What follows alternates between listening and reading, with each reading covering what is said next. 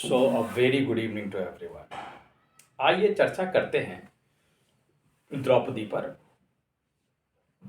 आप कहेंगे द्रौपदी कहाँ से आ गई? तो मैं आज ऐसे ही बैठा था बाहर, तो मेरे दिमाग में द्रौपदी का विचार आया।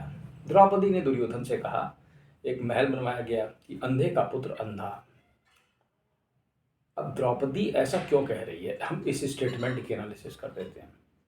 देखो, दुर्योधन आता है, दुर्योधन को भ्रम हो जाता है, इल्यूजन होता है। वो एक ऐसा महल का निर्माण करते हैं जिसमें कि फर्श इतना साफ है कि पानी और फर्श में भेदन करना मुश्किल है। दुर्योधन धोखा खा जाता है।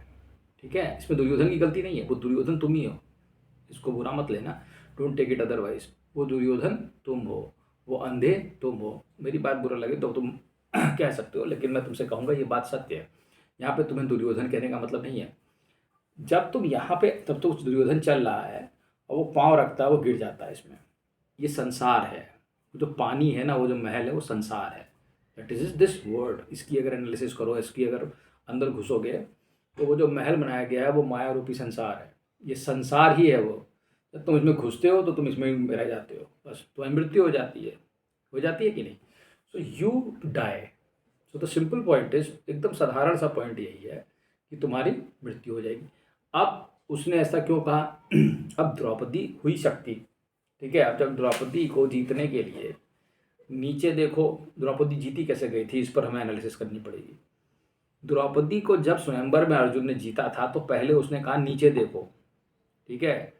वो मतलब एक मछली ऊपर घूम रही थी, ठीक है, और उसके प्रतिबिंब को नीचे देख के 5 बाण ऊपर को मार रहे थे, और उससे मतलब मछली को लग जाए। तो अर्जुन ऐसे देखता है और ऐसे करके ऊपर को मारता है। पॉइंट इज, यहाँ पर रिफ्लेक्शन की बात हो रही है, लॉ ऑफ रिफ्लेक्शन। क्योंकि इस वर्ल्ड में हर चीज़ एक रिफ्लेक्शन ही है। मैं और तुम एक ही हैं, ये रिफ्लेक्शन है मेरे थॉट्स का। मैं अपने थॉट्स को देखता हूँ, मैं अपनी चीज़ों को देखता हूँ।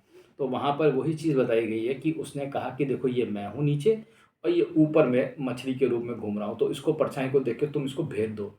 तो जब तुम इसको पकड़ लेते हो, ठीक है, कि नीचे जो है वो इल्यूजन है, तो तुम रियलिटी पे पहुंच जाते हो, ठीक है।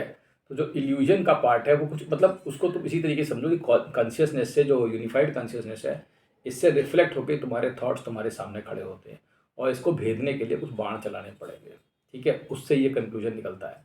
अब जिसको जीतने के लिए इतनी कॉम्प्लिकेटेड प्रोसेस बनाई गई, तो वो कोई साधारण स्त्री तो होंगी नहीं, ठीक है। तो द्रौपदी पराशक्ति है, ठीक है। जैसे सीता है वैसे ही द्रौपदी भी है, वो भी आदि शक्ति है।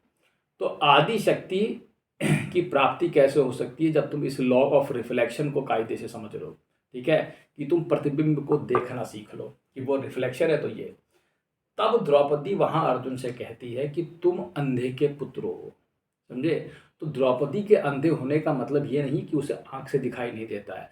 द्रौपदी के अंधे होने का मतलब है, जब इतनी बड़ी शक्ति किसी को अंधा बता रही है, तो इसका मतलब है कि you are unable to understand this world.